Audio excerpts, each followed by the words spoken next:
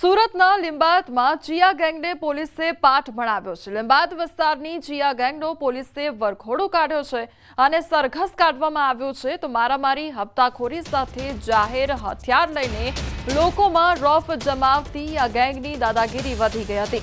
સુરત પોલીસે જે વિસ્તારમાં દાદાગીરી કરતા હતા ત્યાં જઈને આરોપીનો સરઘસ કાઢવામાં આવ્યો છે અને સાથે લોકોની માફી પણ મંગાવી છે।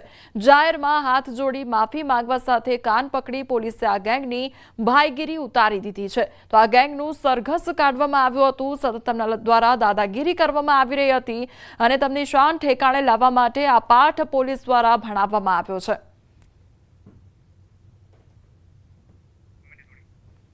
તો ચિયા ગેંગને ઝડપી પાડવામાં આવી છે અને તેમનું સરઘસ કાઢવામાં આવ્યું છે કારણ કે તેમના દ્વારા સતત દાદાગીરી કરવામાં આવી રહી હતી। તે વિસ્તારમાં જ જઈને તેમનું સરઘસ કાઢવામાં આવ્યું છે અને તેમને પોલીસ દ્વારા પાઠ શીખવવામાં આવ્યો છે।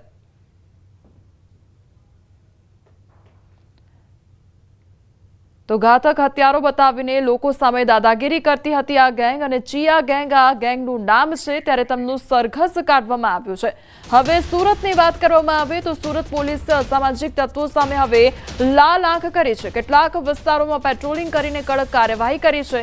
સુરત પોલીસ દ્વારા નદી કિનારે પર બનેલા વોકવે પર પેટ્રોલિંગ કરવામાં આવ્યું છે। તાપી નદી કિનારે આવેલ વોકવે પર જાડી ઝાંખરા અસામાજિક તત્વો અડ્ડો જમાવી બેસતા હોય છે।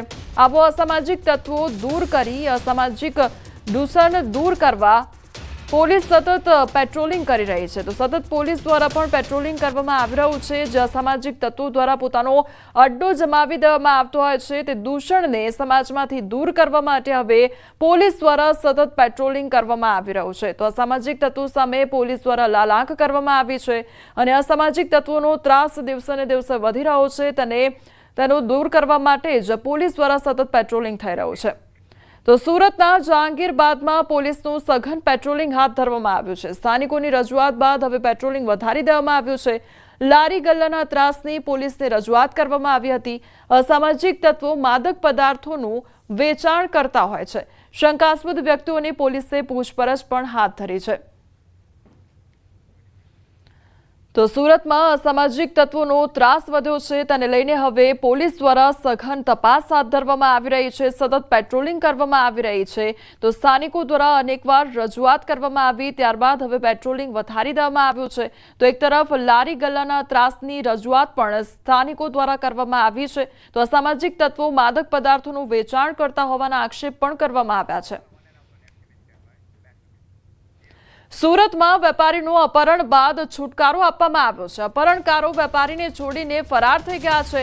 ઉલ્લાસનગર ખાતે વેપારીને છોડી મૂકવામાં આવ્યો તો 19 જુલાઈએ રોહિત જૈનનું અપહરણ કરવામાં આવ્યું હતું। 19 જુલાઈએ રોહિત જૈનનું અપહરણ કરાયું અને વેપારી પાસે 1 કરોડની ખંડણી માંગવામાં આવી હતી। સુરત પોલીસે ટીમ બનાવી તપાસ પણ શરૂ કરી હતી। તો સુરતનો આ મામલો સામે આવ્યો છે કે જ્યાં વેપારીનું અપહરણ કરવામાં આવ્યું હતું અને લગભગ 1 કરોડ રૂપિયાની ખંડણી માંગવામાં આવી હતી। તો સુરત શહેરમાં અસામાજિક તત્વોનો આતંક જોવા મળી રહ્યો છે। ફાર્મ હાઉસ પર હતા, ફાર્મ હાઉસ લઈને મને બહુ માર્યો, 4 કલાક કન્ટિન્યુ માર્યો છે। પછી પૈસાની માંગણી કરી 1 કરોડ રૂપિયા। પછી કઈ નહીં તો 1 કરોડ ઘરે ફોન કરતો હતો મારી વાઈફ, એણે સીધો પોલીસ કેસ કર્યો। પોલીસ કેસ કર્યો તો ત્યારે મલ્હોત્રા સાહેબ, એસીપી સાહેબ મલ્હોત્રા સાહેબને મળ્યા। મલ્હોત્રા સાહેબ આખી ટીમનું કામ પતાવીને મને છોડાયો છે। તો સુરત શહેરમાં અસામાજિક તત્વોનો આતંક વધી રહ્યો છે ત્યારે પોલીસ દ્વારા પણ સતત પેટ્રોલિંગ વધારવામાં આવ્યું છે। ક્યાંક વેપારીનું અપહરણ કરવામાં આવે છે તો ક્યાંક ખુલ્લેઆમ દાદાગીરી જોવા મળી રહી છે અને અસામાજિક તત્વોએ અડ્ડો બનાવી દીધો છે સુરત શહેરને અને તેને લઈને જ પોલીસ દ્વારા તપાસ હાથ ધરવામાં આવી રહી છે। સંવાદદાતા કીર્તેશ અમારી સાથે જોડાઈ ગયા છે। કીર્તેશ, અસામાજિક તત્વોનો અડ્ડો જાણે કે સુરત શહેર બન્યું હોય તે પ્રકારની પરિસ્થિતિ, કયા પ્રકારનું પેટ્રોલિંગ થઈ રહ્યું છે હવે? બિલકુલ, સુરતના તાપી નદી રિવરફ્રન્ટ બનાવવામાં આવેલું છે અને કેટલા લાંબા સમયથી અસામાજિક તત્વો ત્યાં આગળ અડ્ડો જમાવીને બેસતા હોય છે।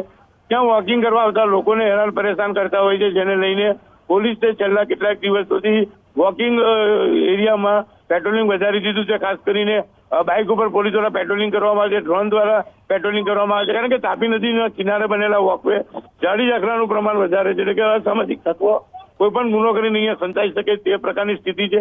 જેને લઈને પોલીસે કોઈ ગુનો બને તે પહેલા જ પેટ્રોલિંગ શરૂ કર્યું છે અને અસામાજિક તત્વોને ત્યાંથી દૂર કરવાનો પ્રયાસ કર્યો છે. જી કીર્તેશ, સમગ્ર માહિતી બદલ આપનો આભાર. વડોદરામાં માથાભારે તત્વોનો આતંક જોવા મળી રહ્યો છે. પાણીગેટ વિસ્તારમાં સામાન્ય બાબતે મારામારી કરવામાં આવી. ચાર્મિસ, યશ, સૂરજ અને કૃણાલ કહાર વચ્ચે મારામારી થઈ હતી. ત્યારે સૂરજની કારે એક્ટિવા ચાલકને અડફેટે લીધો હતો. એકબીજાને જાનથી મારી નાખવાની ધમકી પણ આપવામાં આવી હતી. આરોપી અગાઉ અનેક ગુનામાં સંડોવાયેલા છે તેમજ પોલીસે બંને પક્ષોની ફરિયાદ આધારે વધુ તપાસ હાથ ધરી છે. વડોદરામાં માથાભારે તત્વોનો આતંક જોવા મળ્યો છે અને એકબીજાને જાનથી મારી નાખવાની ધમકી પણ આપવામાં આવી હતી. તો આરોપી અગાઉ પણ અનેક ગુનામાં સંડોવાયેલા હોવાની અત્યારે માહિતી સામે આવી છે. તો વડોદરાની આ ઘટના સામે આવી છે કે જ્યાં સામાજિક તત્વોનો આતંક જોવા મળી રહ્યો છે અને સામાન્ય બાબતે મારામારી પણ કરવામાં આવી હતી. વડોદરામાં પરિવારનો સામૂહિક આપઘાતનો